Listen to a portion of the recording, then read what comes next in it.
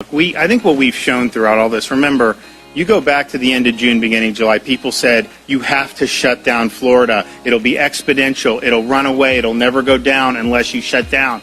And, I looked at kind of the life cycle of the virus in different parts of the world, different regions of the United States, and I said, no, if we focus on protecting those most vulnerable, if the folks, particularly in the nursing homes, if other folks take the basic precautions that we preach about avoiding some of the riskier behaviors, and then if we make sure those hospitals have what they need, PPE, personnel, whatever, medicine, that we would be able to get through it, minimizing the harm to society.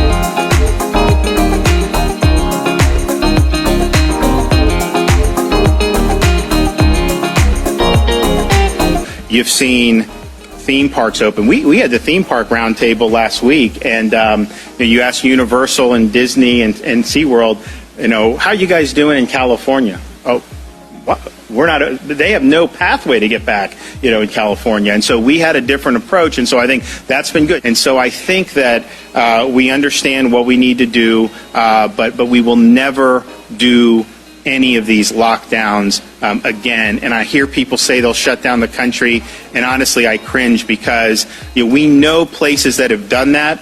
The most draconian lockdown in the world has been Peru, military enforced since March. They have the highest per capita mortality in the world from COVID. And at best, what a lockdown will do is delay. It does not reduce the ultimate mortality.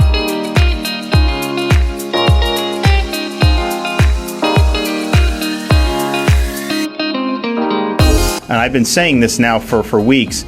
These test results are not the best indicator when we're looking at COVID-19 data.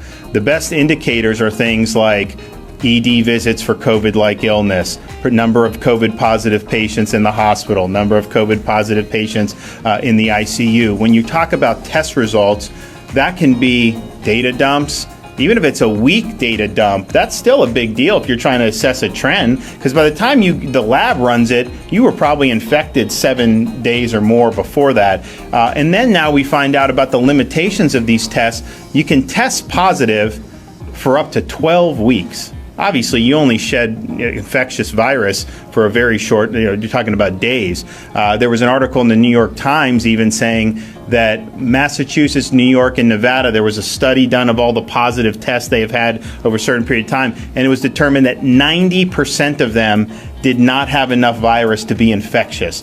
It's a difficult time for men and women in law enforcement in certain parts of the country. Obviously, really, I think anywhere they're feeling it. In the state of Florida, we don't have any tolerance for anti-law enforcement actions. Don't assault police. Don't do some of the things that we're seeing.